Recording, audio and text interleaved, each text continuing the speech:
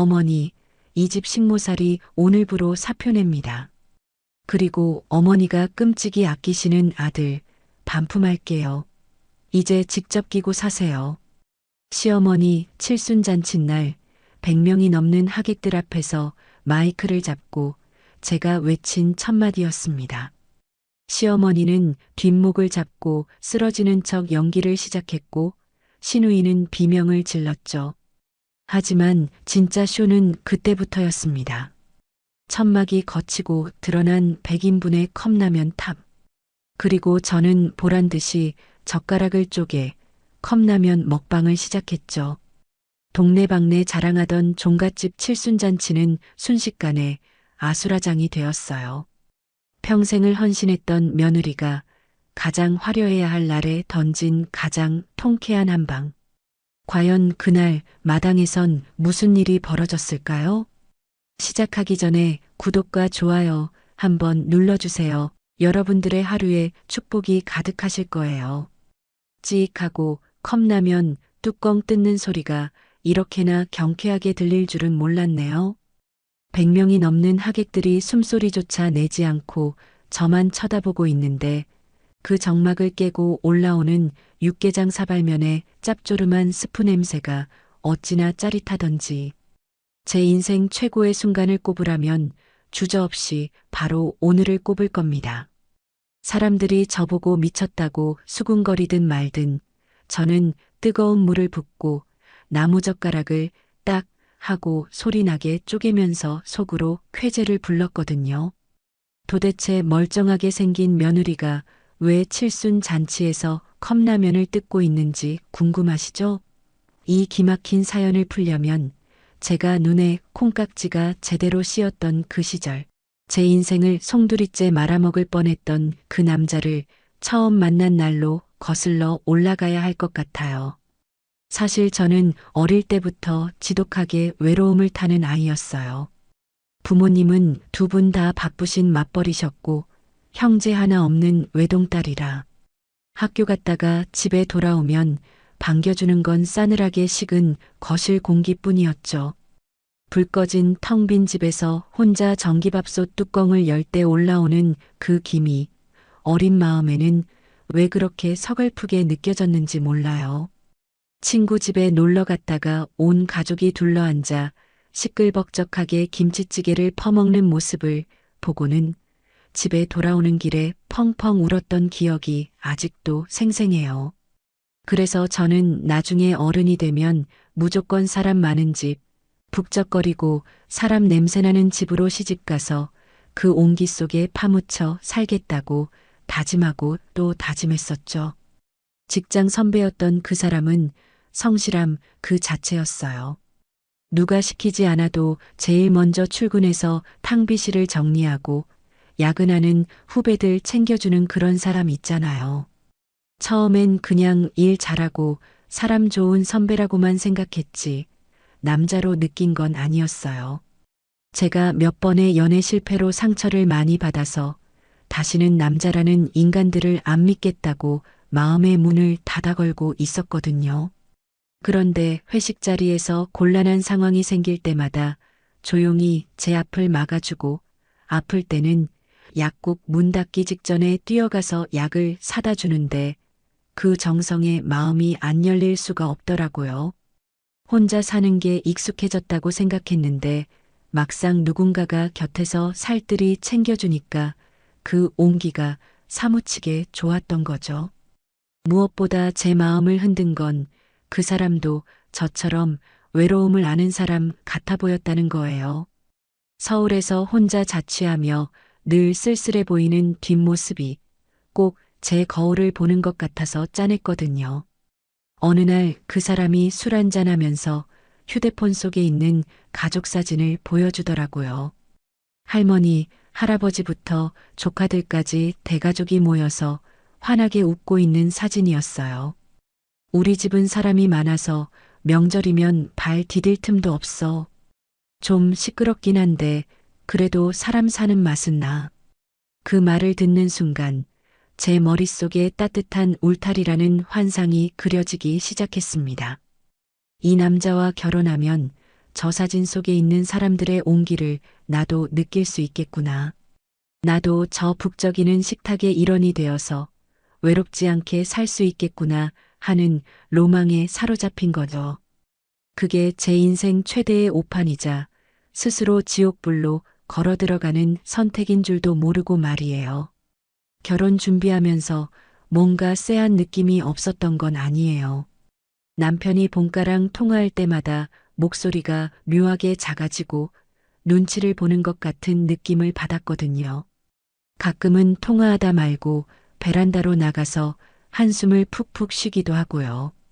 그때 꼬치꼬치 캐물었어야 했는데 남편이 워낙 대가족이라 챙길 게 많아서 그래 하고 웃어넘기면 저는 또 바보같이 효자라서 그렇구나 하고 넘어갔던 거죠.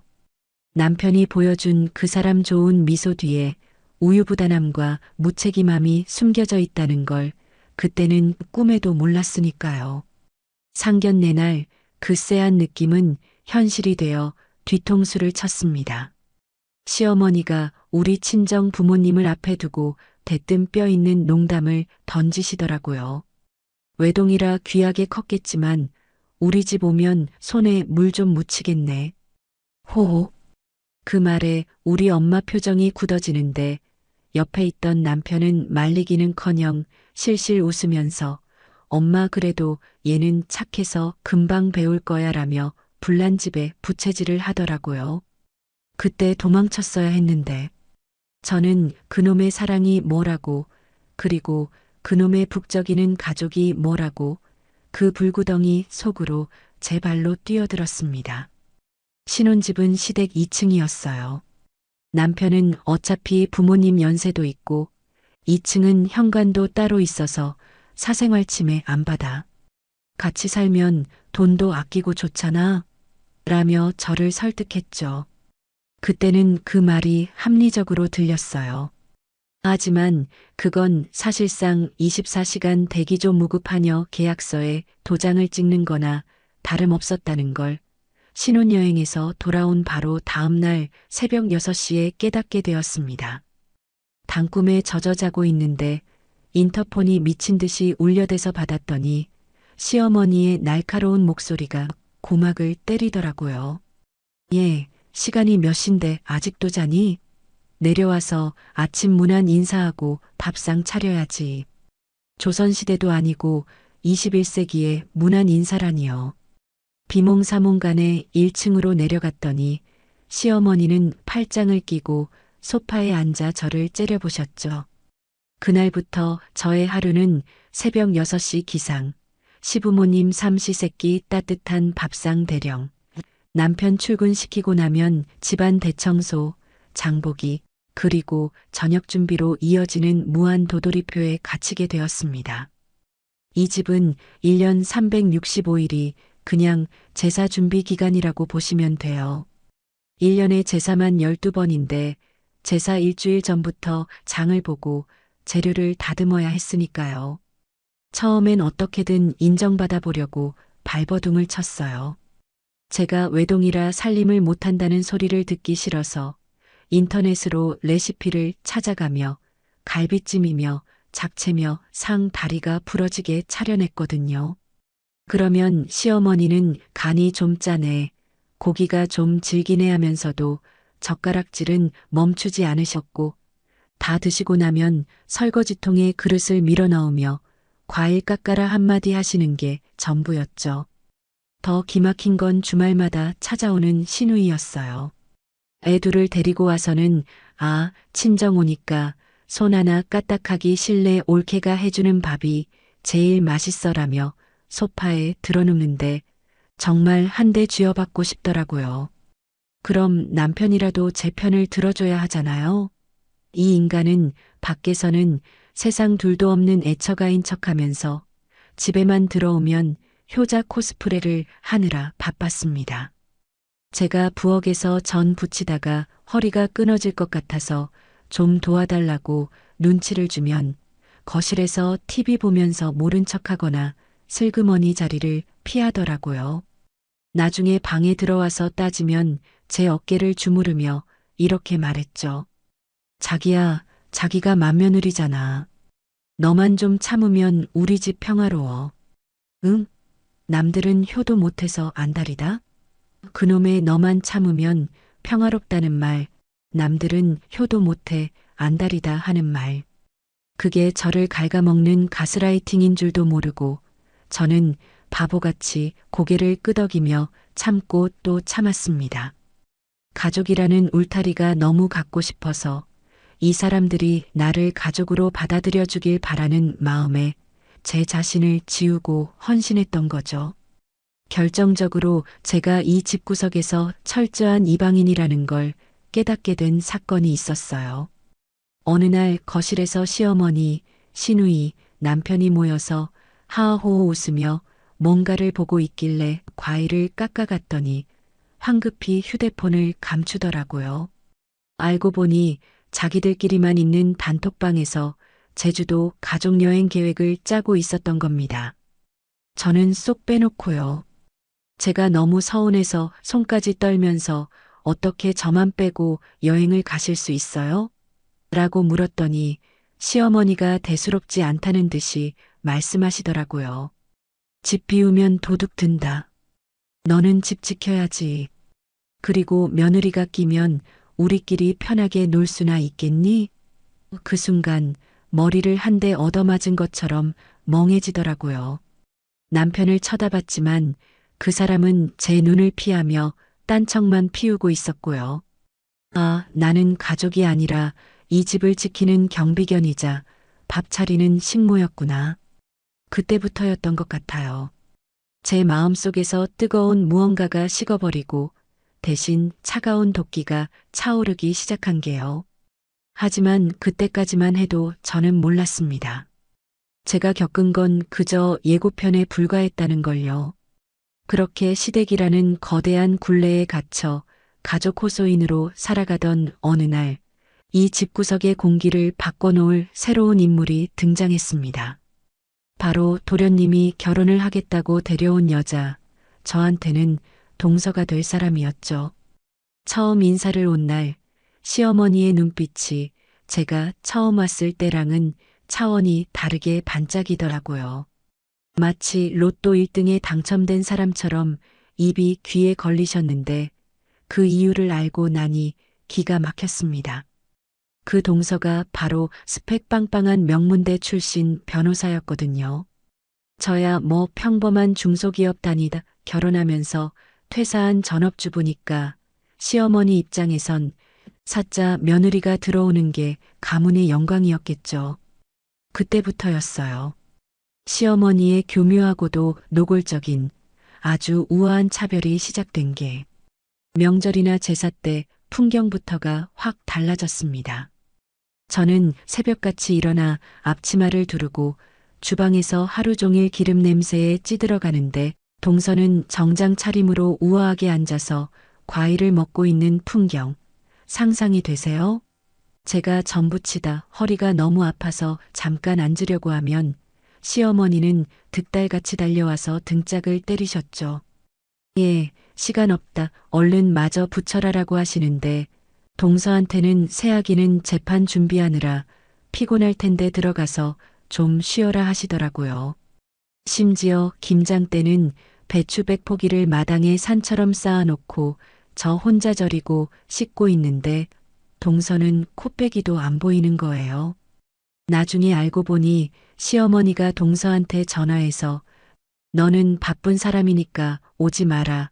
형님이 다 알아서 할 거다 하셨다더라고요. 그날 밤 차가운 물에 빨갛게 부르튼 제 손을 보면서 얼마나 서러웠는지 몰라요. 남편한테 하소연했더니 이 인간이 한다는 소리가 더 가관이었습니다. 야, 재수 씨는 변호사잖아. 밖에서 돈 버는 사람이니까 집안일 좀 면제받는 거지. 너는 집에서 노는데 그 정도도 못해? 꼬우면 너도 사시 패스하든가. 집에서 논다고요? 그 말을 듣는 순간 남편에 대한 마지막 기대조차 와르르 무너지는 소리가 들리더라고요. 게다가 시누이는 또 어떻고요. 처음엔 언니, 애 유치원 픽업 좀 부탁해로 시작하더니 나중엔 아예 애들을 맡겨놓고 친구들 만나러 쇼핑하러 다니고 애 목욕에 숙제까지 저한테 떠넘기는 게 아니겠어요. 제가 아가씨, 저도 힘들어요. 저도 주말엔 좀 쉬고 싶어요라고 했더니 시누이가 정색을 하면서 언니, 전업주부 짬밥 어디 가요? 가족끼리 돕는 건데 너무 팍팍하게 구네. 우리 엄마가 언니 얼마나 예뻐하는데 이러면 안 되죠라며 오히려 저를 속 좁은 사람 취급을 하는 겁니다. 시어머니 생신 때는 더 기가 막혔어요. 동서는 백화점 상품권 봉투 하나 딱 내밀고 어머니 사고 싶으신 거 사세요 하고 끝냈는데 시어머니는 그걸 받고 아이고 우리 며느리 최고다 하며 춤이라도 출 기세였죠. 그런데 저한테는 잡채부터 갈비찜, 해파리 냉채까지 수제 요리를 요구하시더라고요. 제가 힘들어서 저도 이번엔 그냥 외식하면 안 될까요? 했더니 시어머니가 표정을 싹 굳히며 돈으로 때우는 건 성의가 없는 거야. 맏며느리가 손맛을 보여줘야지. 네가 할 줄 아는 게 그거밖에 더 있니? 라며 핀잔을 주셨죠.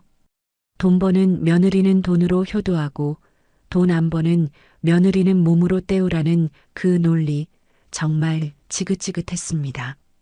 가장 참을 수 없었던 건 친정 무시였어요. 친정 아빠가 평생 다니시던 직장에서 정년퇴직을 하셨을 때 시어머니가 저를 불러다 놓고 비웃듯이 말씀하시더라고요. 이제 너희 친정도 볼 일 없네. 끈 떨어졌으니 우리 집에 더 잘해라. 기댈 곳은 여기밖에 없잖니? 이제 너희 집에서 뭐 얻어먹을 거나 있겠어? 그 말을 듣는데 피가 거꾸로 솟는다는 게 무슨 느낌인지 알겠더라고요. 어떻게 사돈한테 그런 말을 할 수가 있죠? 그런데도 생활비는 남편이 시어머니한테 꼬박꼬박 드리고 저는 카드 한 장 받아서 콩나물 하나 살 때도 문자가 시어머니한테 전송되는 시스템이라 제가 무슨 힘이 있었겠어요. 제가 뭐 하나 사려고 하면 바로 전화 와서 너 뭐 샀니? 아껴 써라 잔소리가 날아오는데 숨이 턱턱 막혀왔죠. 남편한테 따져도 장남 며느리 자리가 원래 무거운 거야.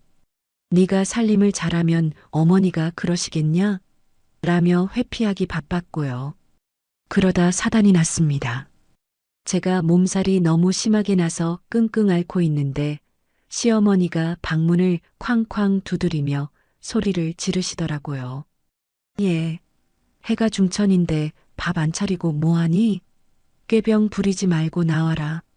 일어나려는데 머리가 핑 돌고 배가 너무 아파서 꼼짝도 할 수가 없었어요. 식은 땀이 비 오듯 흐르고 아랫배가 끊어질 듯 아픈데 시어머니는 문 밖에서 계속 소리를 지르고 계셨죠. 알고 보니 초기 유산기였던 거죠. 병원에 가야 한다고 배가 너무 아프다고 울면서 문을 열고 기어나가다시피 했는데 시어머니가 싸늘하게 내뱉은 한마디가 제 가슴에 비수를 꽂았습니다. 유난 떨지 마라. 애 떨어질 놈은 어떻게 해도 떨어진다. 일어나서 청소기라도 돌려. 집구석 꼴이 이게 뭐니?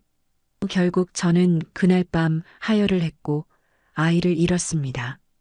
응급실에 실려가서 수술을 받고 병원 침대에 누워 천장을 바라보는데 눈물도 안 나오더라고요. 그냥 마음속 어딘가가 툭 하고 끊어진 것 같았어요. 남편이 뒤늦게 달려와서 미안하다며 손을 잡는데 그 손이 징그럽게 느껴져서 뿌리쳤습니다. 미안해. 내가 더 신경 썼어야 했는데 그 가증스러운 입을 찢어버리고 싶었어요. 이 사람들은 사람이 아니구나. 악마들이구나. 내가 여기서 살아남으려면 나도 독해져야겠구나 하는 생각뿐이었죠. 뱃속의 아이가 이 지옥 같은 집구석에 태어나기 싫어서 스스로 떠난 게 아닐까 하는 생각마저 들었습니다. 이때 제 마음은 완전히 다쳤고 복수를 다짐하게 되었습니다. 그때 의외의 인물이 저에게 손을 내밀었습니다. 바로 그 잘난 동서였어요.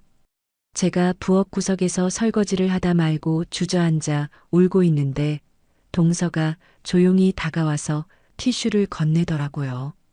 평소엔 말도 잘 안 섞던 사이라 경계했는데 동서가 아주 작은 목소리로 속삭였습니다.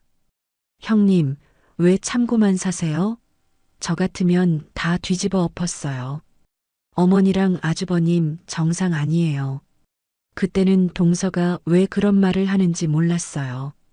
그냥 저를 비꼬는 건가 싶기도 했고요. 하지만 그 눈빛이 진심으로 안타까워하는 것 같아서 저도 모르게 고개를 끄덕였던 것 같아요. 증거라도 모아두세요. 녹음이라도 하세요. 나중에 다 필요해요. 형님 인생, 형님이 지키셔야죠. 그 한마디가 제 머릿속을 맴돌았습니다. 그래, 내 인생은 내가 지켜야지. 아무도 나를 도와주지 않는다면 내가 나를 구해야지. 그런데 며칠이 지나지 않아 남편에게 청천벽력 같은, 아니 어쩌면 기회일지도 모를 소식이 들려왔습니다. 남편이 회사 내 정치 싸움에서 밀려서 해외 지사로 발령이 났다는 거예요. 저는 당연히 같이 가는 줄 알았죠. 이 지긋지긋한 10월드에서 벗어날 수 있는 절호의 기회니까요. 그런데 남편이 짐을 싸면서 저한테 뭐라고 했는지 아세요? 자기는 한국에 있어. 가서 자리 잡으려면 혼자가 편해. 당신까지 가면 고생이야. 부모님 연로하신데 맏며느리가 곁에서 챙겨드려야지. 와, 정말 기가 차서 말이 안 나오더라고요. 말이 좋아 부모님 봉양이지. 사실상 저를 시댁에 볼모로 잡아두고 자기 혼자 도망가겠다는 거잖아요. 그럼 나는 평생 어머니 밥이나 차리면서 살라고? 당신은 거기서 혼자 자유롭게 살고? 제가 따지니까 남편이 인상을 찌푸리며 그러더군요. 너 지금 부모님 모시는 게 억울하다는 거야? 내가 나가서 돈 벌어오잖아. 너는 집에서 편하게 살면서 부모님 챙기는 게 그렇게 힘들어? 편하게 산다고? 매일매일이 살얼음판인데? 그렇게 남편은 저를 시댁이라는 감옥에 가둬두고 도망치듯 비행기를 타고 떠나버렸습니다. 공항에서 배웅도 안 했어요. 그냥 집에서 짐 싸들고 나가는 뒷모습을 보면서 저주의 말을 퍼부었죠. 가라, 가서 영원히 돌아오지 마라. 네가 없는 동안 내가 이 집구석을 어떻게 만들어 놓는지 똑똑히 보여줄게. 남편이 도망치듯 해외로 떠나버린 후 시댁이라는 정글에는 저와 시어머니 그리고 시누이라는 맹수들만 남게 되었습니다. 그나마 남편이라는 허울뿐인 방패막이조차 사라지자 시어머니의 본색은 더 노골적이고 더 악랄하게 드러나기 시작했죠. 마치 이제 넌 도간에 든 쥐야. 어디 한번 버텨봐라라고 선포하는 것 같았으니까요. 남편 잡아먹으련 네가 내조를 못하니까 우리 아들이 먼 타국으로 쫓겨난 거 아니냐. 매일 아침 눈을 뜨는 게 지옥 같았어요. 하지만 저는 더 이상 예전에 그 순진했던 며느리가 아니었습니다. 동서의 조언대로 휴대폰 녹음기를 켜놓기 시작했고 시어머니가 쏟아내는 폭언들을 하나하나 수집했습니다. 아침 문안 인사는 기본이고 이제는 시도 때도 없이 안방에서 종을 딸랑딸랑 흔드시는 거예요. 예, 물 가져와라. 예, 리모컨이 안 된다. 예, 어깨가 쑤신다. 저는 2층에서 1층으로 하루에도 수십 번씩 오르락내리락 하며 시어머니의 수족 노릇을 해야 했죠. 그러던 어느 날 시어머니가 저를 거실로 부르시더니 대뜸 통장 하나를 던지시더라고요. 내 이번 칠순 잔치 말이다. 집 마당에서 할 거다. 뷔페 부르지 말고 네가 다 해라. 네? 칠순 잔치를 집에서요? 그것도 저 혼자서요? 제 귀를 의심하며 어머니, 칠순 잔치면 손님도 많으실 텐데 저 혼자서는 무리예요. 출장 뷔페 부르는 게 낫지 않을까요? 라고 조심스럽게 여쭤봤죠. 그랬더니 시어머니가 눈을 부라리며 말씀하시더라고요. 무슨 소리냐? 내 칠순에 동네방네 내 며느리 솜씨 자랑 좀 하겠다는데 그게 그렇게 싫으니? 그리고 뷔페 음식은 정성이 없어서 싫다. 네가 직접 다 해서 상다리 부러지게 차려내라. 그러면서 던져준 통장을 열어봤는데 잔액이 딱 50만 원 찍혀 있더군요. 어머니 이게 남으면 너 용돈이나 해라. 대신 갈비탕은 기본이고 홍어무침에 육회, 잡채, 전복구이까지 빠짐없이 챙겨라. 아, 떡도 맞춰야지. 백설기랑 송편으로. 기가 막혀서 말이 안 나왔습니다. 50만 원으로 소갈비에 전복에 떡까지 맞추라니요. 어머니, 50만 원으로는 재료비도 안 돼요. 게다가 혼자서는. 그럼 네 동서를 부르라는 소리냐? 걘 바쁜 변호사야. 어디 감히 바쁜 사람 오라가라 하니? 너는 집에서 노는 애가 그것도 못해? 정 힘들면 네 친정 엄마라도 불러서 돕게 하든가. 순간 제 안에서 무언가 툭 하고 끊어지는 소리가 들렸습니다. 주먹을 얼마나 세게 쥐었는지 손톱이 살을 파고들어 피가 날 지경이었습니다. 하지만 저는 그 자리에서 소리 지르는 대신 아주 차갑게 가라앉은 목소리로 대답했죠. 네, 알겠습니다. 어머니 뜻대로 해드릴게요.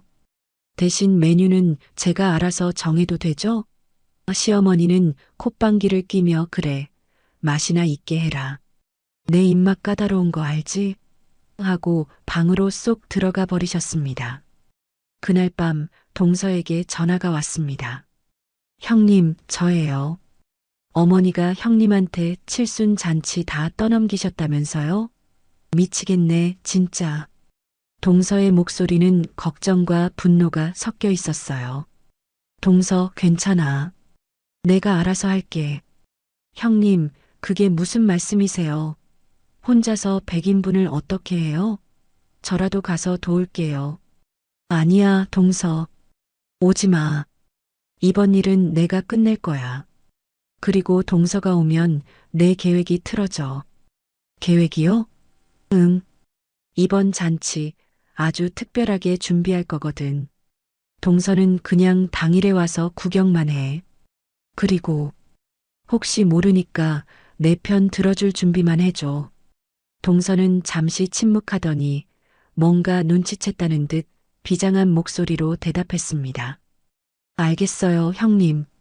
형님이 무슨 짓을 벌이시든 저는 무조건 형님 편이에요. 이번이 기회예요. 저 믿고 한번 저질러 보세요. 동서의 응원을 받으니 더 이상 두려울 게 없었습니다.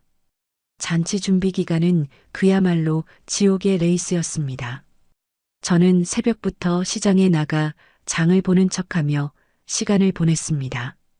시어머니와 시누이가 볼 때는 땀을 뻘뻘 흘리며 무거운 짐을 나르는 것처럼 연기했죠. 실제로 몸이 힘들기도 했어요. 무거운 배추며 물을 나르다가 길바닥에서 현기증이 나서 쓰러질 뻔한 적도 있었으니까요. 지나가던 동네 할머니가 저를 부축해 주시며 혀를 차시더라고요. 아이고, 새댁. 얼굴이 반쪽이네. 송장 같아. 시집살이가 얼마나 고되면 젊은 사람이 이렇게 말라가나. 그 말을 듣는데 눈물이 핑 돌았지만 저는 이를 악물고 참았습니다. 여기서 무너질 순 없으니까요. 그렇게 낮에는 시댁 식구들 눈을 피해 시장통을 돌아다니고 밤에는 방에 틀어박혀 인터넷 쇼핑몰을 뒤졌습니다. 검색어는 업소용 컵라면, 대용량 나무젓가락, 보온 물통 대여.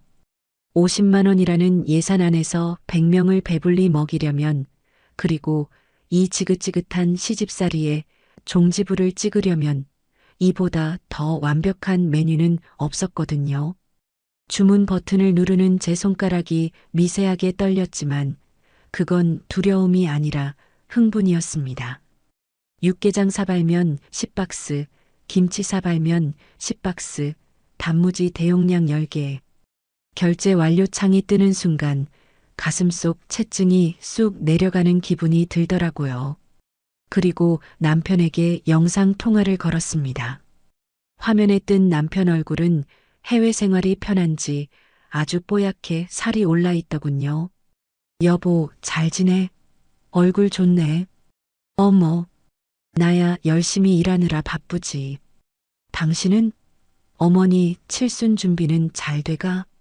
제 손은 물에 불어 퉁퉁 붓고 손가락 마디마디 밴드가 붙어 있는데 이 인간은 제 얼굴은커녕 어머니 칠순 타령뿐이더라고요. 응, 당신 걱정 안 하게 아주 완벽하게 준비하고 있어. 어머니가 50만 원 주시면서 알아서 하라시길래 그 돈에 맞춰서 최선을 다하고 있지. 50만 원? 좀 적긴 한데. 그래도 당신 살림 솜씨 좋잖아. 알뜰하게 잘 챙겨드려. 어머니 섭섭지 않게. 나중에 나 한국 가면 보너스 받아서 당신 가방 하나 사줄게. 그래, 여보. 당신은 거기서 일이나 열심히 해. 이번 잔치 끝나면 아주 큰 선물이 기다리고 있을 거야. 선물? 뭔데? 당신 비상금 털어서 뭐 샀어? 김칫국 마시는 남편을 보며 저는 의미심장한 미소를 지었죠. 비밀이야. 기대해도 좋아. 아마 평생 잊지 못할 선물이 될 거야. 전화를 끊고 나서 저는 거울 속에 비친 제 모습을 한참 동안 바라봤습니다. 푸석푸석한 피부, 퀭한 눈, 헝클어진 머리.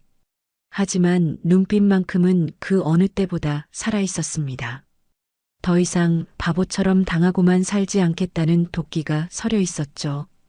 결전의 날 전날, 폭풍 전야의 마지막 준비를 위해 저는 시어머니와 시누이에게 효도 관광 티켓을 선물했습니다. 고급 온천 티켓을 쥐어주며 어머니, 내일 잔치 때 고운 모습 보이셔야죠. 아가씨랑 가서 푹 지지고 오세요. 집은 제가 지키고 있을게요라고 말하니 입이 귀에 걸리시더라고요. 오호호, 얘가 웬일이니? 그래, 네가 고생이 많다. 내일 음식 준비는 다 됐니? 네, 재료 손질 다 끝내놨고요. 내일 아침에 조리만 하면 돼요. 부엌엔 얼씬도 하지 마세요. 서프라이즈니까요. 두 여자가 콧노래를 부르며 집을 나서는 뒷모습을 보며 저는 바로 행동 개시했습니다. 미리 주문해둔 택배 박스들이 현관 앞에 산처럼 쌓여 있었죠. 그 박스들을 마당 한가운데로 옮기고 천막을 쳤습니다. 아무도 내용을 볼 수 없게 꼼꼼하게 가려두었죠. 동네 렌탈 업체에서 빌려온 대형 보온 물통 3개를 마당 한쪽에 일렬로 세워두고 전기 코드를 연결해 물을 끓이기 시작했습니다. 보글보글 끓어오르는 물소리가 마치 제 심장 소리 같았어요. 그리고 부엌으로 들어가 냉장고에 있던 식재료들을 죄다 꺼냈습니다. 시어머니가 아끼던 최고급 한우갈비, 자연산 송이버섯, 전복들. 이걸로 요리를 할 거냐고요? 천만에요. 저는 그 비싼 재료들을 모조리 챙겨서 아이스박스에 담았습니다. 잔치가 끝나면 친정에 가져갈 거였죠. 시어머니 칠순 상엔 컵라면이면 충분하고 이 귀한 재료들은 그동안 고생한 제 입으로 들어가는 게 맞으니까요. 이게 바로 정의 구현 아니겠어요? 밤이 깊었습니다. 텅 빈 거실에 홀로 앉아 저는 마지막으로 동서에게 문자를 보냈습니다. 동서, 내일 아침 10시. 기대해. 답장은 바로 왔습니다. 형님, 파이팅. 저 카메라 들고 갈게요. 증거 남겨야죠. 든든한 지원금까지 얻었으니 이제 정말 되돌릴 수 없습니다. 내일 아침이면 시어머니는 뽀얀 얼굴로 돌아와서 마당에 차려진 천막을 보고 기대에 부풀겠죠. 동네 사람들도 종갓집 맏며느리가 차린 잔치상 좀 보자며 몰려들 테고요. 그 수많은 시선 앞에서 천막이 걷히는 순간 그들의 표정이 어떻게 변할지 상상만 해도 웃음이 픽픽 새어 나왔습니다. 남편이 말했던 그 북적이는 가족, 사람 냄새나는 집. 네, 내일이면 정말 제대로 사람 냄새, 아니라면 냄새가 진동하는 집이 될 겁니다. 그리고 저는 그 냄새와 함께 이 지긋지긋한 집구석을 영원히 탈출할 거고요. 가슴이 쿵쾅거려서 잠도 오지 않는 밤. 저는 베개 밑에 숨겨둔 이혼 서류를 다시 한번 확인하고 조용히 눈을 감았습니다. 내일은 제 인생이 다시 시작되는 날이니까요. 드디어 결전의 날이 밝았습니다. 새벽같이 일어나서 제일 먼저 한 일은 곱게 다려놓은 한복 대신 청바지에 흰 티셔츠를 꺼내 입은 거였어요. 원래 시어머니 칠순 잔치 땐 며느리가 고운 한복 입고 손님 맞이하는 게 이 집안 법도라나 뭐라나. 하지만 오늘 저는 며느리가 아니라 이 집구석을 뒤집어 놓을 혁명가니까요. 활동하기 편한 복장으로 갈아입고 머리는 질끈 묶어 올렸습니다. 그리고 거울을 보며 마지막으로 다짐했죠. 오늘 울면 지는 거다. 웃으면서, 아주 환하게 웃으면서 끝내자. 오전 9시가 되자 시어머니와 시누이가 뽀얀 얼굴로 돌아오셨습니다. 두 사람 표정이 아주 싱글벙글하더라고요. 어머니, 얼른 들어가서 꽃단장하고 나오세요. 손님들 오실 시간 다 됐잖아요. 시누이도 옆에서 거들더라고요. 언니, 동네 사람들 다 오는데 음식 모자라지 않게 넉넉히 했지? 그럼요, 아가씨. 100명은커녕 200명도 거뜬히 먹을 양으로 준비했어요. 걱정 붙들어 매세요. 두 사람은 제 말에 의심 하나 없이 오히려 기대에 부풀어 안방으로 들어가더군요. 그 뒷모습을 보며 저는 회심의 미소를 지었습니다. 그래요, 실컷 즐기세요. 이따가는 기절하실 테니까. 11시가 되자 하객들이 하나둘 모여들기 시작했습니다. 동네 이장님부터 시작해서 친척들, 시어머니 친구분들까지 마당을 가득 메웠죠. 시어머니는 화려한 한복을 차려입고 입구에 서서 어서 오세요. 차린 건 없지만 많이 드세요라며 우아하게 인사를 건네고 계셨습니다. 하객들은 종갓집 맏며느리 솜씨 기대해도 되겠지? 오늘 갈비탕 기대되네라며 수군거렸고요. 그 소리를 들을 때마다 심장이 쫄깃해지는데 묘하게 짜릿하더라고요. 동서도 약속대로 일찍 도착해서 제 옆에 섰습니다. 동서가 제 옷차림을 보고 눈이 휘둥그레지더니 엄지손가락을 슬쩍 치켜 세우더라고요. 형님, 오늘 패션 죽이는데요? 저 준비됐어요. 카메라 켰습니다. 동서의 응원에 힘입어 저는 마이크를 잡고 무대 중앙으로 나갔습니다. 자, 여러분, 오래 기다리셨습니다. 오늘 시어머니 칠순 잔치를 위해 제가 며칠 밤을 새워 야심차게 준비한 음식을 공개하겠습니다. 제 목소리가 마당에 쩌렁쩌렁 울리자 사람들의 시선이 일제히 천막으로 쏠렸습니다. 시어머니도 기대에 찬 눈빛으로 저를 바라보며 고개를 끄덕이셨죠. 저는 숨을 크게 한번 들이마시고 천막줄을 잡았습니다. 하나, 둘, 셋, 오픈. 차악 천막이 거치는 소리와 함께 그 안에 숨겨져 있던 웅장한 자태가 드러났습니다. 산더미처럼 쌓인 육개장 사발면, 박스와 김치 사발면, 박스탑. 그리고 그 옆에는 김이 모락모락 나는 대형 보온 물통들이 위풍당당하게 서 있었죠. 순간 마당에는 정적이 흘렀습니다. 사람들이 너무 놀라서 숨 쉬는 것도 잊은 것 같았어요. 1초, 2초, 3초, 그리고 터져나온 비명소리. 이게 뭐야? 시어머니였습니다. 뒷목을 잡고 휘청거리시는데 시누이가 급하게 부축하지 않았으면 그대로 넘어지셨을 거예요. 어머니, 이게 무슨 일이에요? 언니, 이게 다 뭐예요? 미쳤어요? 시누이가 꽥 소리를 지르며 저에게 달려오려는데 저는 눈 하나 깜짝 안 하고 마이크에 대고 또박또박 말했습니다. 어머니, 왜 그러세요? 어머니가 원하시는 대로 50만 원에 맞춰서 100명분 준비했잖아요. 요즘 물가에 50만 원으로 100명을 배불리 먹이려면, 그리고 제가 혼자서 준비하려면 이 방법밖에 없던데요.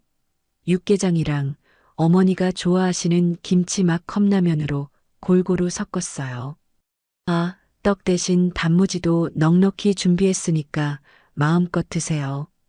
제 말에 하객들이 웅성거리기 시작했습니다.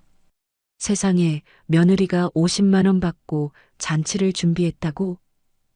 저 집 시어머니가 보통이 아니라더니 진짜였나 봐. 아이고, 며느리가 오죽했으면 저랬을까? 여론은 순식간에 저에게 유리하게 돌아갔습니다. 시어머니는 얼굴이 불그락푸르락해져서 뻐끔거리고만 계셨죠. 너, 감히 시어머니 칠순 잔치에 컵라면을 내놔? 네가 제정신이니? 제정신이죠. 아주 맑은 정신으로 준비했습니다. 어머니, 제가 그동안 이 집에서 식모처럼 일하면서 제사상 차리고 명절 음식하고 어머니 생신상 차려드린 것만 해도 수천만 원어치는 될 거예요. 근데 칠순 잔치라고 50만 원 던져주시면서 저 혼자 다 하라니요? 제가 무슨 요술방망이 든 도깨비인가요? 속사포처럼 쏟아내는 제 말에 시어머니는 말문이 막히신 듯 가슴만 치셨습니다. 그때 동서가 카메라를 들고 사람들 사이를 누비며 이 광경을 생중계하듯 찍고 있는 게 보였습니다. 형님 멋져요. 계속하세요. 동서의 입모양을 보니 용기가 더 솟구쳤습니다. 저는 미리 준비해둔 가위를 꺼내 맨 위에 있는 컵라면 박스 테이프를 찍 하고 뜯었습니다. 그 경쾌한 소리가 마이크를 타고 마당 전체에 울려 퍼졌죠. 그리고 컵라면 하나를 꺼내 뚜껑을 뜯고 보온 물통에서 뜨거운 물을 콸콸 부었습니다. 자, 식기 전에 드세요. 육개장 사발면은 3분, 김치 사발면은 4분인 거 아시죠? 셀프입니다.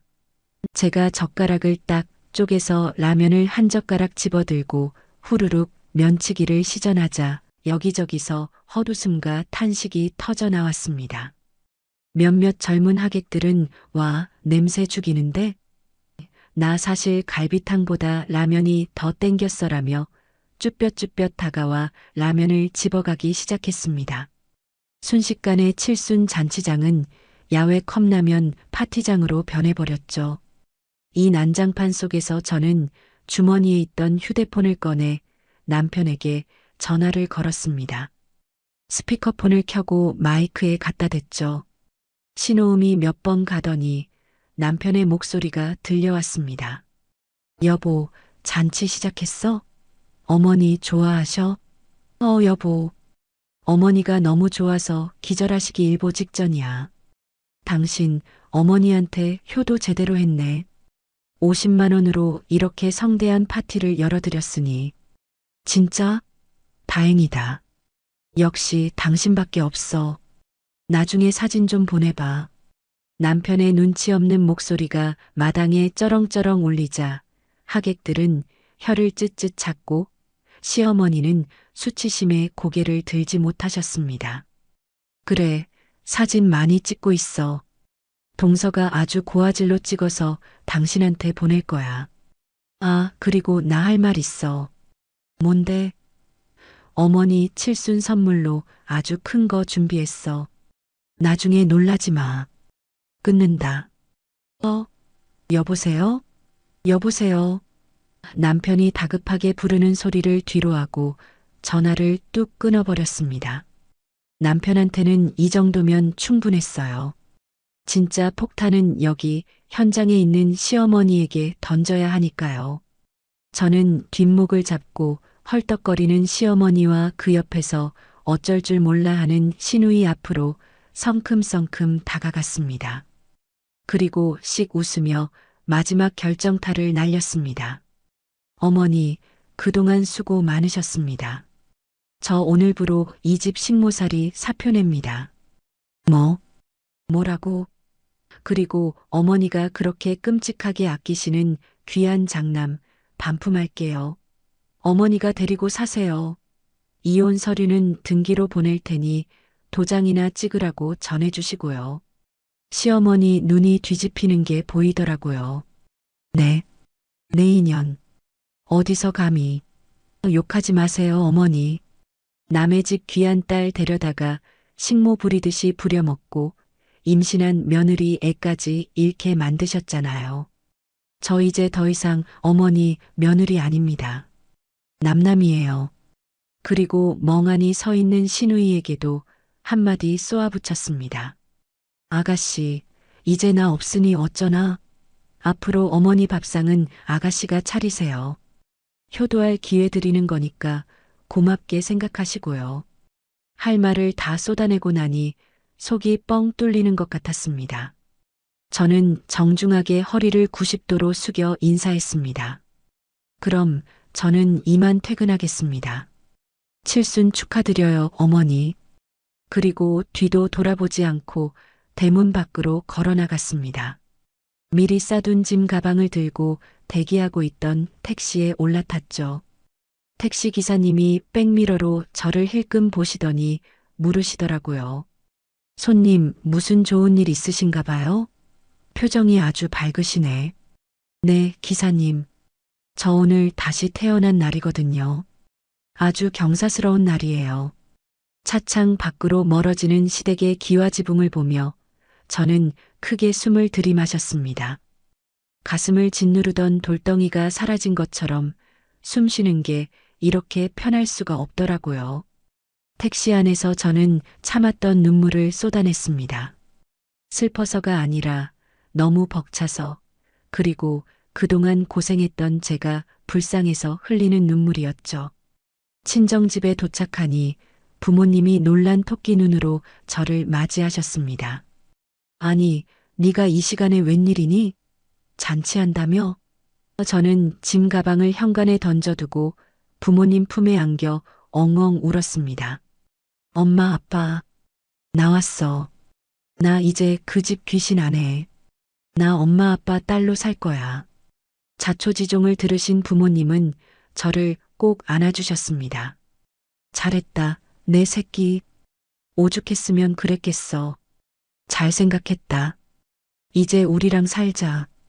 아빠는 제 등을 토닥이며 눈물을 훔치셨고 엄마는 속 시원하다. 내 딸 장하다. 며 제 손을 꼭 잡아주셨습니다. 그날 저녁 우리 가족은 제가 가져온 최고급 한우갈비와 전복으로 파티를 열었습니다. 시댁 냉장고에서 털어온 그 귀한 재료들이 불판 위에서 지글지글 익어가는 소리가 어찌나 듣기 좋던지 한 점 집어 엄마 입에 넣어드리며 저는 다짐했습니다.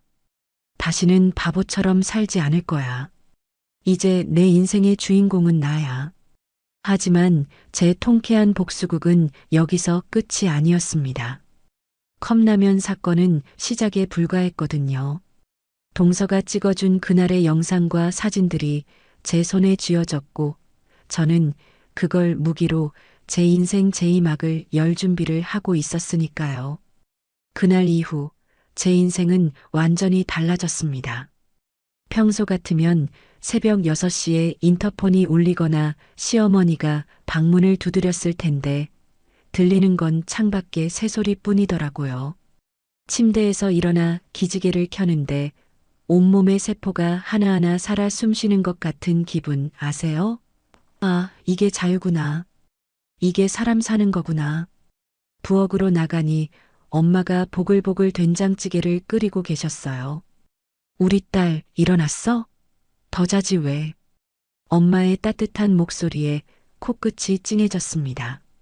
그동안 남의 집 제사상 차리느라 정작 우리 엄마 밥상은 한 번도 제대로 못 차려드렸는데 엄마는 다 큰딸 밥 챙겨주느라 여념이 없으셨죠. 그 밥상을 봤는데 밥알이 아니라 사랑을 먹는 기분이었습니다.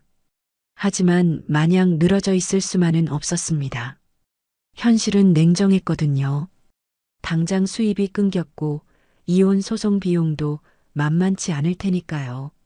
친정 부모님께 손 벌리기는 죽기보다 싫었습니다.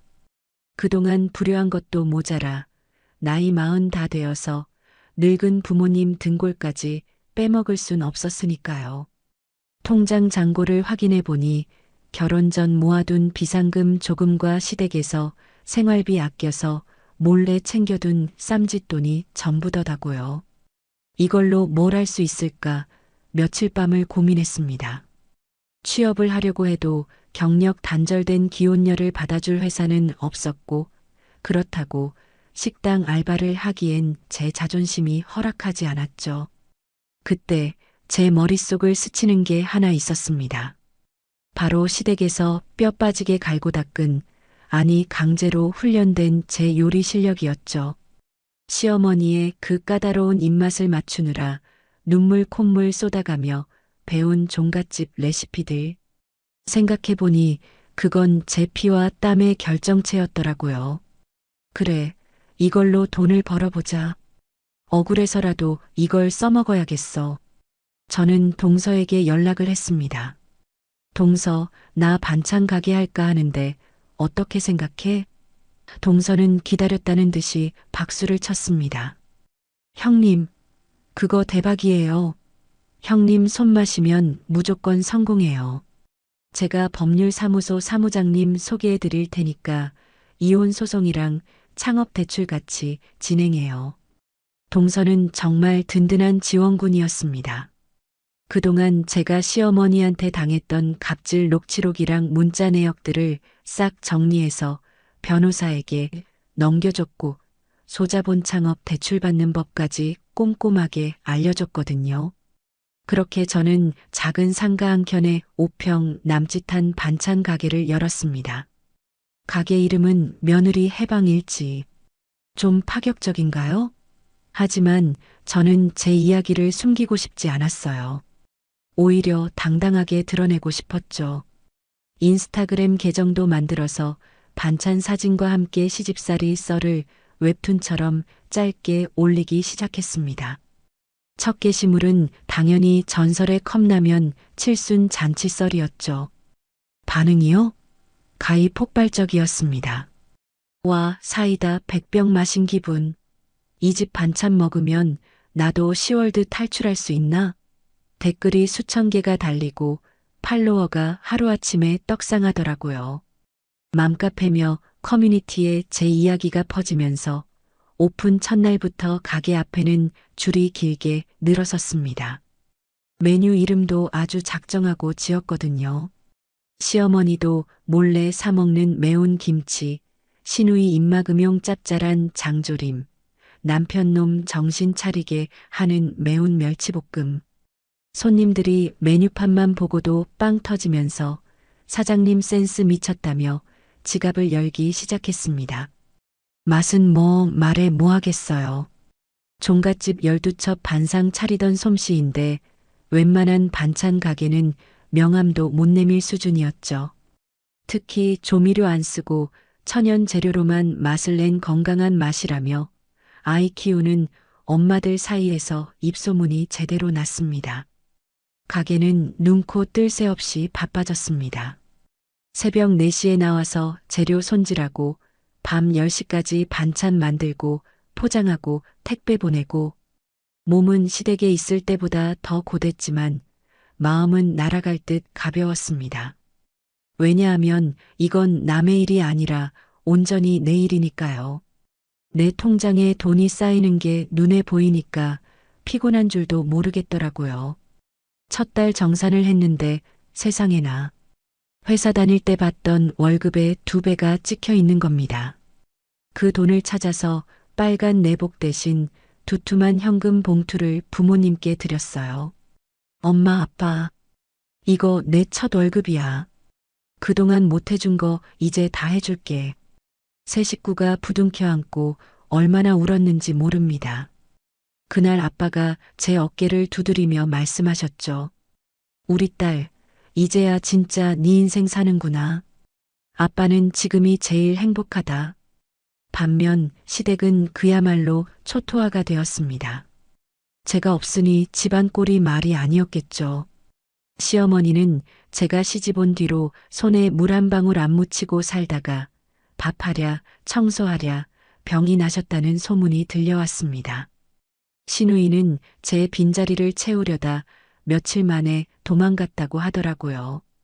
인과응보, 사필귀정이라는 말이 딱 이럴 때 쓰는 거겠죠? 그러던 어느 날 가게 문을 닫으려는데 누군가 쭈뼛거리며 들어왔습니다. 익숙한 실루엣, 퀴퀴한 냄새. 바로 남편이었습니다. 몰골이 말이 아니더라고요. 머리는 헝클어지고 수염은 덥수룩한 게 예전에 그 말끔하던 모습은 온데간데 없었습니다. 저를 보자마자 대뜸 무릎을 꿇더라고요. 여보, 내가 잘못했어. 제발 다시 돌아와줘. 나 당신 없으면 안 돼. 기가 차서 헛웃음이 나왔습니다. 제가 없을 때 빈자리가 커서가 아니라 당장 자기 밥 차려줄 식모가 없어서 온 거라는 게 뻔히 보였거든요. 아저씨, 누구세요? 영업 끝났습니다. 나가세요. 제가 차갑게 말하자 남편이 바짓가랑이를 붙잡고 매달렸습니다. 여보, 이러지 마. 어머니가 많이 반성하고 계셔. 당신 오면 이제 손 하나 까딱 안 하게 해준다잖아. 응? 우리 다시 시작하자. 반성? 지나가던 개가 웃겠다. 그리고 다시 시작? 너랑 나랑은 이미 끝났어. 법원에서 보자고 했잖아. 그러지 말고. 나 회사에서도 잘리게 생겼어. 가정사 때문에 승진도 누락되고. 나 좀 살려줘라, 응? 비굴함의 극치였습니다. 이런 남자를 믿고 내 인생을 걸었다니 과거에 제가 한심스러울 정도였죠. 저는 부엌으로 들어가 소금 바구니를 들고 나왔습니다. 그리고 남편 머리 위에 착 하고 뿌렸죠. 재수 없으니까 나가. 내 가게에 부정 탄다. 썩 꺼져. 하얀 소금을 뒤집어 쓴 남편은 멍하니 저를 쳐다보다가 제가 경찰 부르겠다고 휴대폰을 들자 허겁지겁 도망쳤습니다. 그 뒷모습을 보는데 일말의 미련도 동정도 남지 않더라고요. 그저 속이 후련할 뿐이었습니다. 하지만 인생은 호락호락하지 않더라고요. 가게가 잘 되니 시기 질투하는 인간들도 생겨났습니다. 어느 날 구청 위생과에서 단속이 나왔어요. 누가 저희 가게 음식이 비위생적이라고 신고를 했다는 겁니다. 보나 마나 시댁 짓이거나 경쟁업체 짓이겠죠. 공무원들이 들이닥쳐서 냉장고를 뒤지고 조리도구를 검사하는데 정말 피가 마르는 기분이었습니다. 하지만 저는 당당했습니다. 맘대로 뒤져보세요. 저는 먼지 한 톨 안 나오게 관리하니까요. 결과는요? 위생 상태 최우수 판정을 받았습니다. 오히려 공무원이 요즘 이렇게 깨끗하게 관리하는 집 드문데 대단하시네요 라며 엄지를 치켜세우고 갔죠.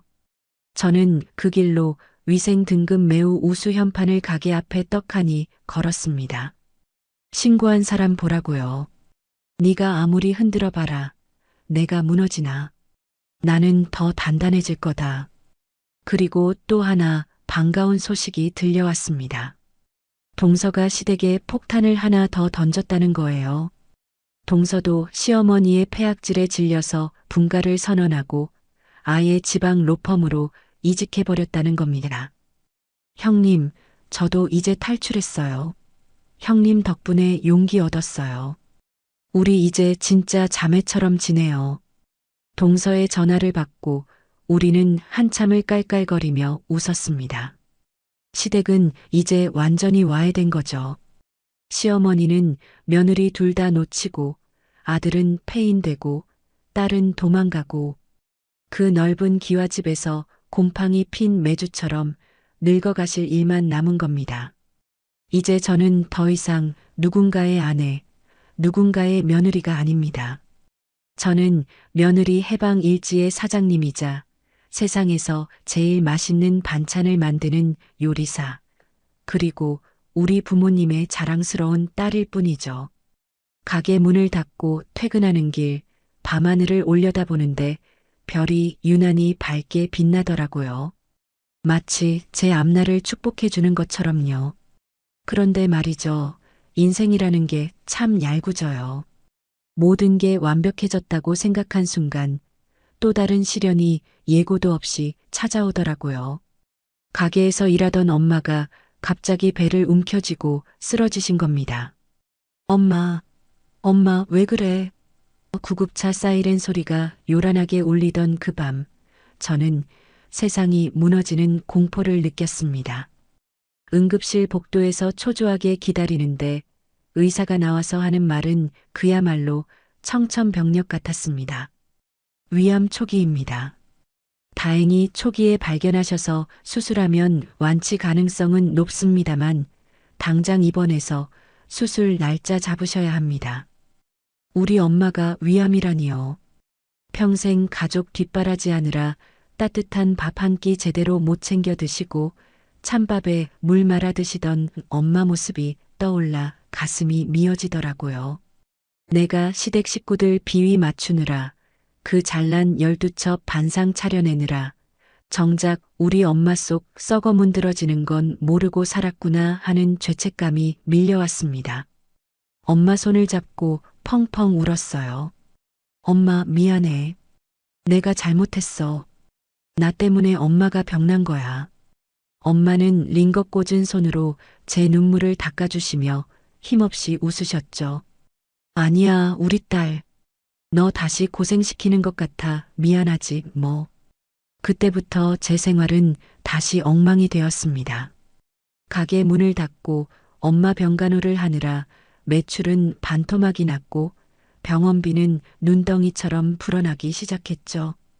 이혼 소송 준비하랴, 가게 신경 쓰랴, 엄마 간호하랴, 몸이 10개라도 모자랄 지경이었습니다. 그런데 엎친 데 덮친 격으로 이 소식을 들은 시어머니가 가만히 있을 리가 없죠. 어느 날 병실 문이 벌컥 열리더니 시어머니가 들이닥치시는 거예요.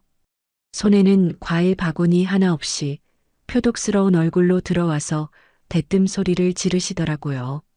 아이고, 꼴 좋다. 남의 눈에 피눈물 내더니 천벌 받았네. 천벌 받았어. 병실에 있던 다른 환자들이랑 보호자들이 다 쳐다보는데 얼굴이 화끈거려서 죽고 싶더라고요. 어머니, 지금 여기가 어디라고 와서 행패세요. 나가세요. 제가 소리치며 밀어내려고 하자 시어머니는 바닥에 주저앉아 통곡을 하시는 겁니다. 아이고, 내 팔자야. 며느리 잘못 들여서 집안 망하고 이제 사돈까지 병들어 누웠으니 이게 무슨 꼴이야. 네가 우리 집안 말아먹고 나가더니 네 친정까지 말아먹는구나.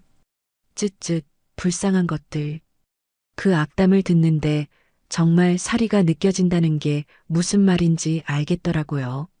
엄마는 충격을 받으셔서 혈압이 치솟고 저는 경비원을 불러서 시어머니를 끌어내야 했습니다. 끌려나가면서도 끝까지 저주를 퍼붓는 시어머니의 목소리가 귓가에 맴돌아 그날 밤 한숨도 못 잤죠. 더 끔찍한 건 남편의 태도였어요.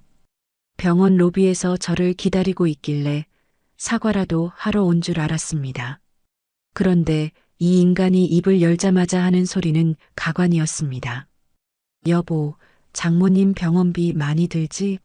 암 수술하면 돈 꽤 깨질 텐데 당신 가게 수입으로 감당되겠어? 걱정하는 척하면서 은근히 돈 이야기를 꺼내더라고요. 그래서 뭐? 돈 보태주려고?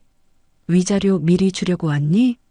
아니, 그게 아니라 내가 생각해봤는데 우리 다시 합치면 내가 병원비랑 간병비 다 댈게.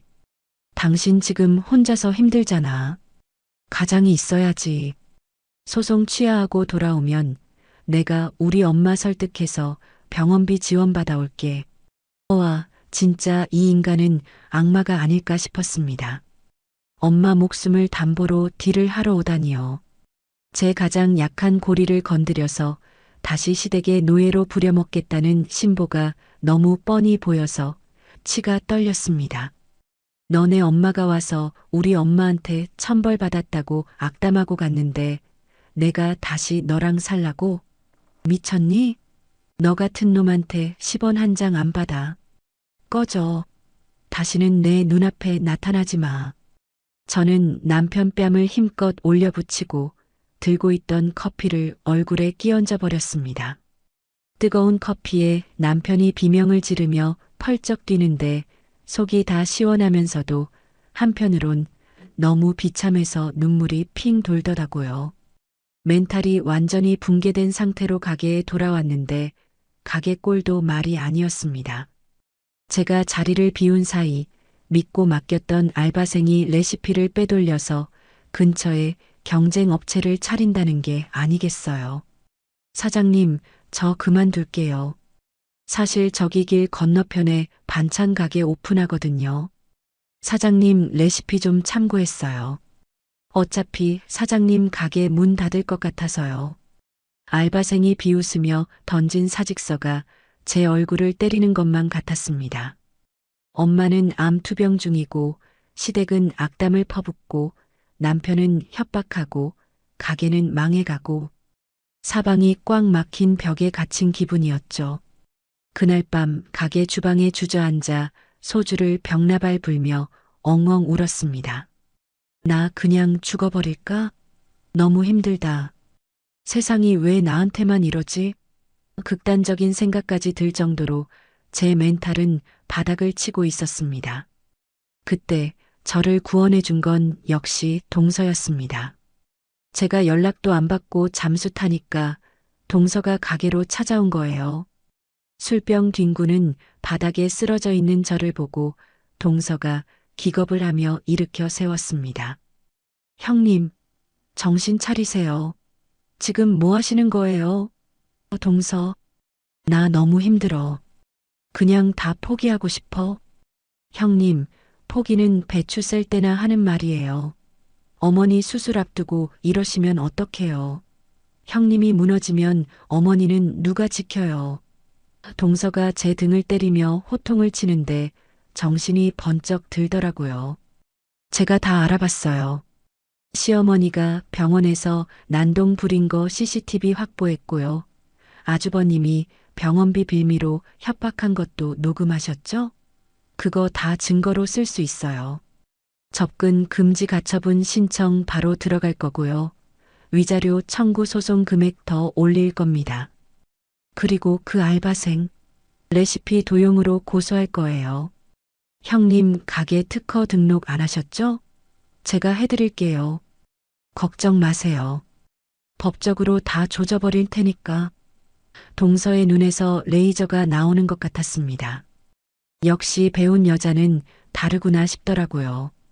동서의 든든한 지원 사격 덕분에 저는 다시 일어설 힘을 얻었습니다. 다음 날 엄마 수술 당일이 되었습니다. 수술실로 들어가는 엄마 손을 꼭 잡고 저는 다짐했습니다. 엄마 걱정 마. 나 이제 약한 딸 아니야. 엄마 꼭 살려내고 나도 보란 듯이 성공할 거야. 그 인간들이 우리 엄마 아프다고 무시한 거 내가 뼈저리게 후회하게 만들어줄게. 그러니까 엄마도 힘내서 수술 잘 받고 나와. 엄마는 말없이 제 손을 꽉 잡아주셨고 수술실 문이 닫혔습니다. 그 차가운 철문 앞에서 저는 6시간을 꼬박 기도했습니다. 제발 우리 엄마 살려달라고, 제발 한 번만 더 기회를 달라고. 수술이 진행되는 동안 저는 휴대폰을 켜고 SNS에 글을 올렸습니다. 엄마가 위암 수술 중입니다. 가게 문을 잠시 닫게 되어 죄송합니다. 하지만 저는 포기하지 않을 겁니다. 엄마 완쾌하시고 돌아오시면 더 건강하고 맛있는 반찬으로 보답하겠습니다. 응원해주세요. 진심을 담아 쓴 글에 수천 개의 댓글이 달리기 시작했습니다. 사장님 힘내세요. 기도할게요. 어머니 꼭 완쾌하실 거예요. 가게 문 열 때까지 기다릴게요. 선결제 걸어놓고 갑니다. 얼굴도 모르는 팔로워들이 보내주는 응원의 메시지가 시댁 식구들의 저주보다 100배, 1000배 더 큰 힘이 되더라고요. 아, 세상에 나쁜 사람만 있는 건 아니구나. 나를 응원해주는 사람이 이렇게 많구나. 그 댓글들을 읽으며 저는 눈물을 닦고 다시 주먹을 불끈 쥐었습니다. 다행히 수술은 성공적으로 끝났습니다. 의사가 따님 효심 덕분에 하늘이 도왔네요 라며 웃어주는데 그제야 긴장이 풀리면서 다리에 힘이 풀려 주저앉았습니다. 병실로 돌아온 엄마는 마취가 덜 깨서 헛소리를 하시더라고요. 우리 딸, 시어머니한테 혼나면 안 되는데. 아픈 와중에도 제 걱정뿐인 엄마를 보며 저는 맹세했습니다. 엄마, 이제 시어머니 눈치 안 봐도 돼. 내가 지켜줄게. 우리 이제 꽃길만 걷자. 그리고 아빠가 제 어깨를 감싸주시며 묵직한 목소리로 말씀하셨죠. 수고했다. 이제 네 인생 살아라. 엄마는 내가 지킨다. 너 무너지면 엄마도 무너져. 강해져야 해. 아빠의 그 한마디가 제 가슴에 불을 지폈습니다. 그래, 나는 강해질 거야. 누구도 우리 가족을 건드리지 못하게 내가 세상에서 제일 단단한 방패가 될 거야. 엄마 수술이 성공적으로 끝난 후 저는 다시 가게 문을 열 준비를 했습니다. 하지만 이번엔 예전과 달랐습니다. 엄마의 암 투병을 겪으면서 뼈저리게 느낀 게 있었거든요. 아, 건강이 최고구나. 맵고 짠 자극적인 맛도 좋지만 사람을 살리는 음식을 만들어야겠다. 그래서 과감하게 가게 컨셉을 180도 바꿨습니다. 기존의 인기 메뉴였던 매운 김치나 짭짤한 장조림 대신 암 환자도 안심하고 먹을 수 있는 저염 건강식, 항암 도시락으로 메뉴를 전면 개편한 거죠. 솔직히 모험이었습니다. 기존 단골들이 사장님, 그 매운맛 어디 갔어요? 라며 발길을 돌릴까봐 걱정도 됐고요. 하지만 엄마가 병상에서 제 손을 잡고 네가 해준 슴슴한 나물이 제일 맛있다며 미음 한 숟가락을 넘기시는 걸 보고 확신이 섰습니다. 진심은 통한다고요.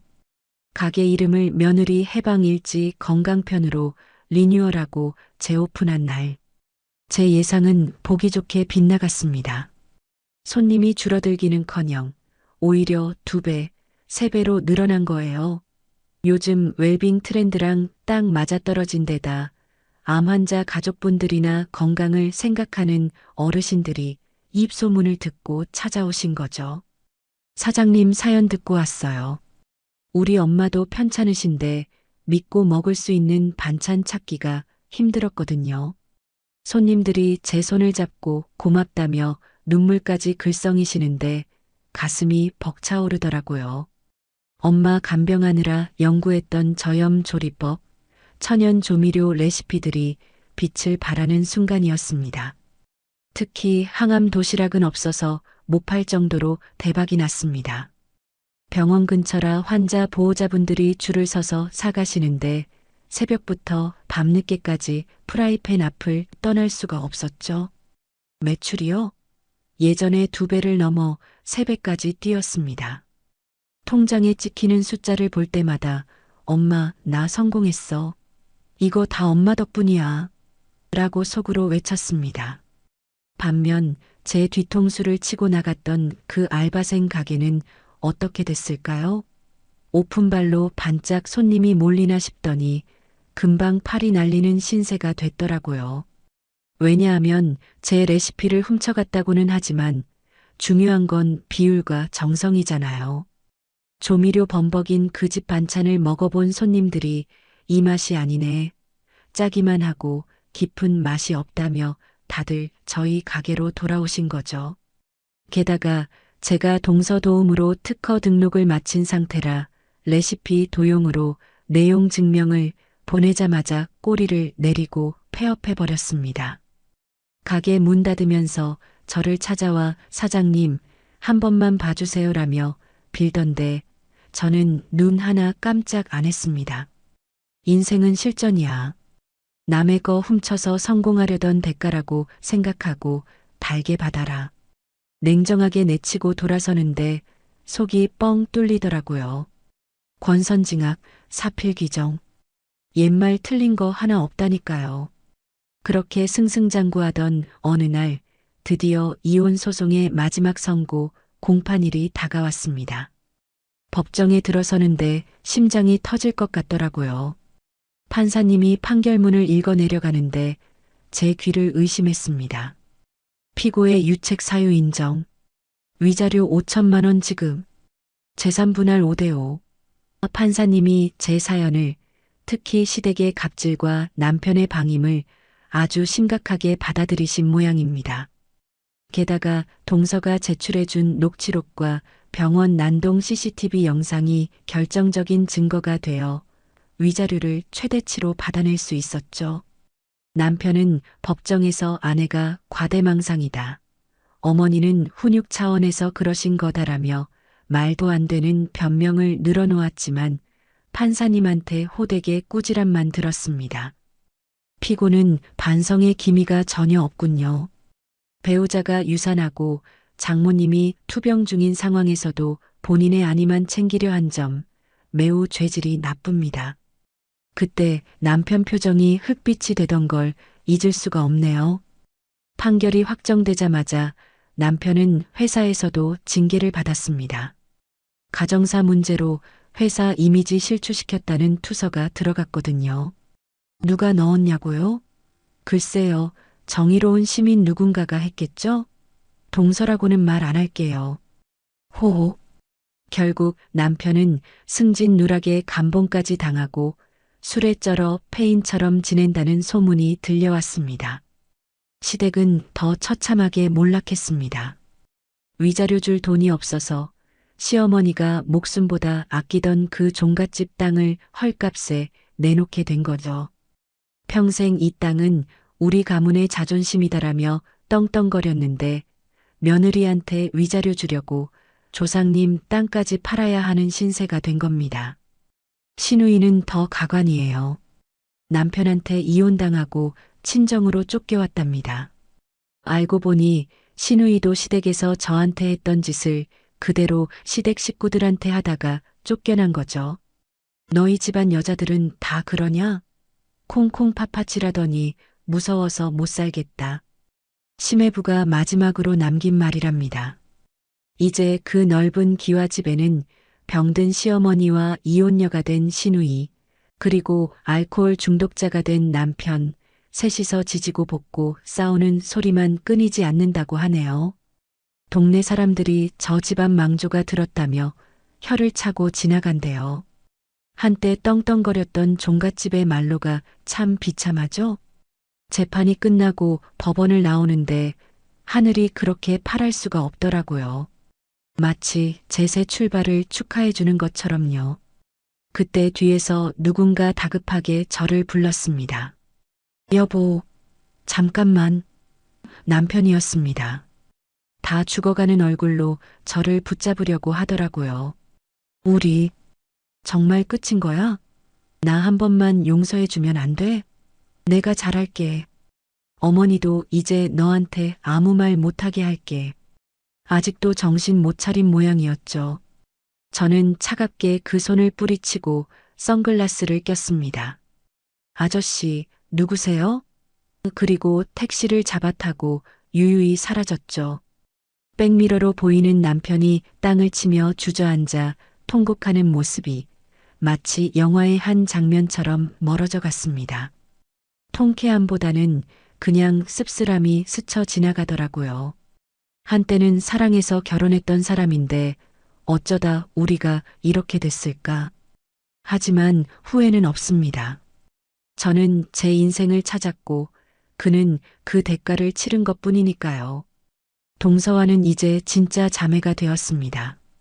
동서도 시댁과 연을 끊고 지방 로펌으로 내려가서 주말마다 서울에 올라와 저랑 데이트를 즐기곤 합니다. 언니, 이번에 나온 신메뉴 대박이던데요? 저도 좀 싸주세요. 그래, 많이 먹어. 너 덕분에 내가 살았다. 고맙다, 내 동생. 우리는 서로를 언니, 동생이라 부르며 맛집도 다니고 쇼핑도 하고 진짜 가족보다 더 끈끈한 정을 나누고 있습니다. 피 한 방울 안 섞였지만 같은 아픔을 공유하고 서로의 상처를 보듬어준 우리가 진짜 가족 아닐까요? 가족은 핏줄이 아니라 서로를 아끼는 마음이다. 이 말을 뼈저리게 실감하는 요즘입니다. 엄마도 다행히 항암 치료를 잘 견뎌내시고 이제는 퇴원해서 집에서 요양 중이십니다. 가게가 쉬는 날이면 엄마, 아빠, 그리고 저 셋이서 가게에 모여 조촐한 파티를 엽니다. 제가 만든 건강식 반찬들을 늘어놓고 아빠가 따라주는 사이다 한 잔을 마시며 웃음꽃을 피우죠. 아이고, 우리 딸 사장님 다 됐네. 이 반찬 하나하나가 다 보약이다. 엄마가 엄지손가락을 치켜 세우며 환하게 웃으시는데 그 미소가 제겐 천만금보다 귀한 보물입니다. 엄마 아프지 마. 내가 평생 맛있는 거 해줄게. 그래, 우리 딸 덕분에 산다. 고맙다. 세 식구가 서로의 손을 꼭 잡고 눈시울을 붉히는 이 순간이 제가 꿈꾸던 진정한 행복이었습니다. 화려한 종갓집 며느리 타이틀보다 북적이는 대가족의 환상보다 소박하지만 서로를 진심으로 아껴주는 우리 세 식구의 밥상이 100배, 1000배 더 소중하다는 걸 깨달았습니다. 벌써 1년이라는 시간이 흘렀네요. 그날 시어머니 칠순 잔치마당에서 컵라면 박스를 뜯으며 아들 반품합니다. 를 외치던 게 엊그제 같은데 말이죠. 제 인생은 그야말로 상전벽해, 천지개벽했다는 말이 딱 맞을 것 같아요. 지금 저는 어떻게 지내고 있냐고요? 놀라지 마세요. 제 반찬 가게는 이제 동네 작은 가게가 아니랍니다. 전국으로 택배 배송을 하는 건 기본이고 백화점 식품관에 정식으로 입점해서 프리미엄 건강 반찬 브랜드로 당당히 이름을 알리고 있으니까요. 아침마다 물류 트럭이 가게 앞에 줄을 서고 직원만 20명이 넘는 어엿한 중소기업 사장님이 되었죠. 방송 출연도 했습니다. 서민 부자라는 프로그램에 출연해서 제 파란만장한 인생 스토리를 털어놨거든요. 물론 방송에서는 시댁 식구들 실명은 거론 안 했지만 칠순 잔치에 컵라면 100개를 내놓고 탈출한 며느리라는 썰을 풀었더니 시청률이 대박이 났습니다. 방송 나간 다음 날 실시간 검색어 1위에 제 이름이 오르고 가게 홈페이지가 마비될 정도였으니까요. 길 가다가 알아보는 분들도 생겼어요. 어머, 그 컵라면 며느리 아니에요? 방송 잘 봤어요. 진짜 사이다였어요. 라며 응원해 주시는데 연예인 된 기분이 이런 건가 싶더라고요. 재미있는 건 이 방송이 나가고 나서 시댁 동네에 난리가 났다는 겁니다. 방송을 본 동네 사람들이 수군거리기 시작한 거죠. 어느 날 시어머니가 시장에 갔는데 생선가게 아주머니가 그랬다네요. 아이고, 저 할망구가 그 컵라면 시어머니라며? 며느리 등골 빼먹다가 쫓겨났다며? 방송 보니까 아주 악질이더만. 그 소리를 들은 시어머니가 기겁을 해서 신발 한 짝이 벗겨진 줄도 모르고 도망치셨대요. 평생을 양반 가문, 종갓집 체면 따지며 사셨던 분인데 이제는 동네 창피해서 대문 밖으로 나오지도 못하는 신세가 된 거죠. 자업자득 아니겠어요? 남의 눈에 눈물 나게 하면 본인 눈에는 피눈물 난다는 옛말 하나도 틀린 거 없습니다. 최근에 들려온 시댁 소식은 더 가관입니다. 시어머니는 결국 화병으로 쓰러지셔서 요양병원에 들어가셨대요. 그 넓은 기와집은 관리가 안 돼서 폐가처럼 변해가고 있고요. 요양병원에서도 며느리 흉을 보다가 같은 병실 할머니한테 아이고 며느리가 오죽했으면 도망갔겠어. 할망구 성격 보니까 알만한 애라고 팩폭을 당해서 말문이 막히셨답니다. 다른 노인들은 주말마다 자식들이며 손주들이 면회 와서 과일 깎아주고 안마해주는데 시어머니는 찾아오는 사람이 아무도 없대요. 아들이요? 알코올 중독 치료받느라 병원에 갇혀 있다나 봐요. 딸도 자기 살 길 찾느라 바빠서 엄마 병원비 낼 돈도 없다며 나 몰라라 한다더라고요. 그렇게 가족이 최고다, 피는 물보다 진하다 외치던 분들이 남보다 못한 사이가 되어버린 거죠. 요양병원 6인실 구석 침대에서 커튼을 치고 돌아누워 혼자 훌쩍이는 시어머니의 모습을 상상하면 솔직히 불쌍하다는 생각보다는 인생무상이라는 생각이 먼저 드네요. 과거에 저한테 외동이라 외롭겠다며 비웃던 그 입으로 이제는 본인의 처철한 고독을 씹어 삼키고 계시겠죠. 전 남편 소식도 들었습니다. 이혼하고 나서 정신 못 차리고 재혼 자리를 알아봤다나 봐요. 어디서 또 순진한 여자 하나 꼬셔서 밥 해주고 돈 벌어오게 하려고 했겠죠? 그런데 여자 쪽 집안에서 제 방송을 본 겁니다. 이 사람이 그 컵라면 남편이라며? 절대 안 돼. 라며 혼담이 박살났다고 하더라고요. 소문이 무서운 게 이제 그 사람 업계에서도 매장당해서 재취업도 못하고 일용직을 전전하고 있다네요. 한때 대기업 다니며 떵떵거렸던 엘리트의 추락. 제가 복수하려고 손에 피 묻히지 않아도 세상이 알아서 심판해 주는 것 같아 씁쓸하면서도 후련합니다. 반면에 제 인생엔 새로운 봄바람이 살랑살랑 불어오고 있습니다. 가게에 식자재를 납품하는 업체의 젊은 대표님이 계신데요. 저보다 2살 연하인데 얼마나 성실하고 싹싹한지 몰라요. 처음엔 그냥 거래처 사장님으로만 대했는데 이분이 자꾸 저한테 관심을 보이시는 거예요. 사장님, 오늘 표정이 좋아 보이시네요. 이번 주말에 시간 되세요? 맛있는 반찬 레시피 연구하러 맛집 탐방 가실래요? 은근슬쩍 데이트 신청을 하시더라고요. 사실 저는 한 번의 실패로 또 상처받으면 어떡하나, 내 과거를 알면 실망하지 않을까 하는 두려움 때문에 철벽을 쳤었죠. 그런데 이분이 제 방송을 보고 나서 이렇게 말씀하시더라고요. 사장님, 과거 방송으로 다 봤어요. 근데 저는 그게 흠이라고 생각 안 해요. 오히려 사장님이 얼마나 강하고 멋진 사람인지 알게 돼서 더 좋아졌어요. 저랑 같이 밥 먹어요. 혼자 먹는 밥 말고 같이 먹는 따뜻한 밥이요. 그 말을 듣는데 심장이 쿵 하고 내려앉더라고요. 예전에 전 남편이 했던 같이 밥 먹자는 말은 저를 부려먹기 위한 미끼였지만 이 사람의 말은 진짜 온기를 나누자는 진심으로 들렸거든요. 아직 정식으로 교제하는 건 아니지만 요즘 썸 타는 재미에 하루하루가 설렙니다. 제 인생에도 다시 핑크빛 로맨스가 찾아올까요?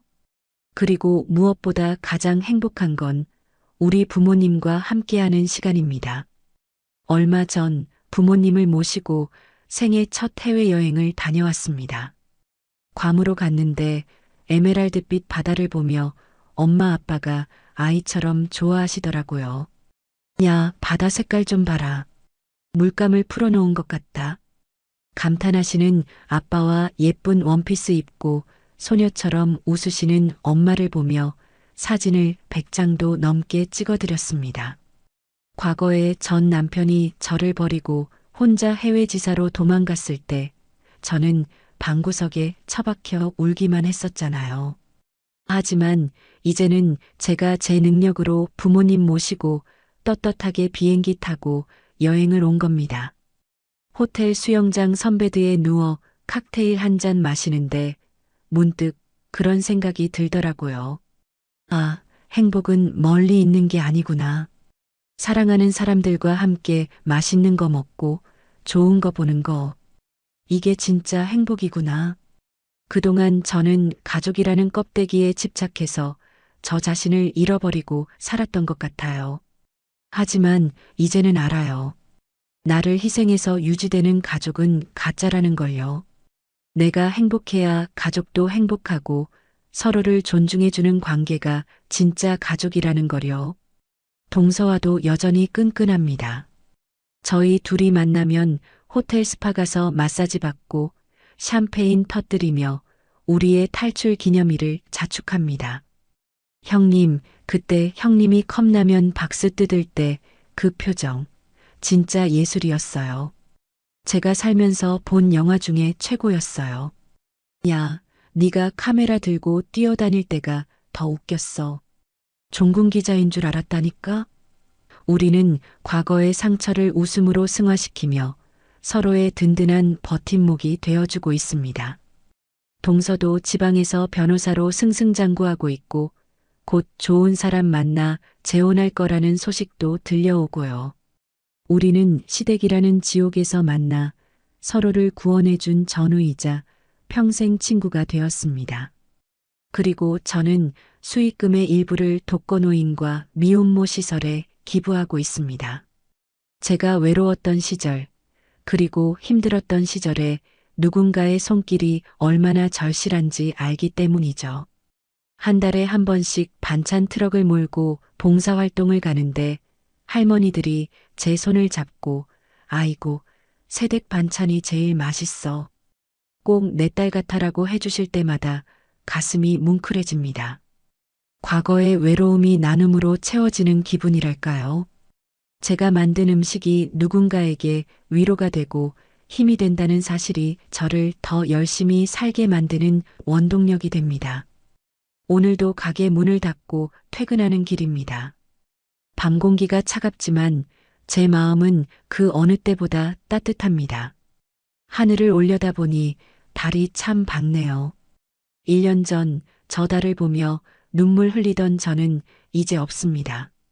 대신 당당하게 어깨를 펴고 내일을 꿈꾸는 나만 있을 뿐이죠. 가끔은 꿈을 꾸는 것 같아요. 이 모든 게 하룻밤 꿈이면 어떡하나 겁이 날 때도 있고요. 하지만 아침에 일어나서 엄마가 끓여주신 된장찌개 냄새를 맡고 가게 문을 열며 들어오는 햇살을 맞이할 때마다 깨닫습니다. 이건 꿈이 아니라 내가 내 손으로 쟁취한 현실이라는 거요. 여러분, 지금 혹시 힘든 시간을 보내고 계신가요? 시댁 때문에, 남편 때문에, 혹은 다른 이유로 고통받고 계신 분들이 있다면 제 이야기가 조금이나마 위로가 되었으면 좋겠습니다. 저 같은 사람도 해냈잖아요. 평범하고 소심했던 며느리가 컵라면 하나로 인생을 바꿨잖아요. 참지 마세요. 자신의 목소리를 내세요. 그리고 무엇보다 당신 자신을 가장 먼저 사랑하세요. 당신의 인생은 누군가의 며느리, 누군가의 아내가 아니라 오롯이 당신의 것입니다. 고통은 우리를 죽이지 못합니다. 오히려 우리를 더 단단하게 만들고 진짜 나를 찾게 해주는 기회가 될 수도 있어요. 제가 그랬던 것처럼요. 지금까지 제 긴 하소연 들어주셔서 감사합니다. 모두들 행복하세요. 네, 오늘 사연 어떻게 들으셨나요? 정말 한 편의 영화를 보는 것 같지 않으셨나요? 칠순 잔치 마당에 쌓아 올린 컵라면 탑을 볼 때 제 답답했던 속도 함께 뻥 뚫리는 기분이었습니다. 가족이라는 이름으로 희생을 강요받고 사랑이라는 핑계로 상처받았던 지난 날들. 하지만 사연자님은 그 아픔에 무릎 꿇지 않고 보란 듯이 자신만의 인생을 개척해내셨습니다. 고통은 나를 죽이지 못했다. 오히려 나를 진짜 나로 만들었다. 라는 마지막 독백이 긴 여운을 남기네요.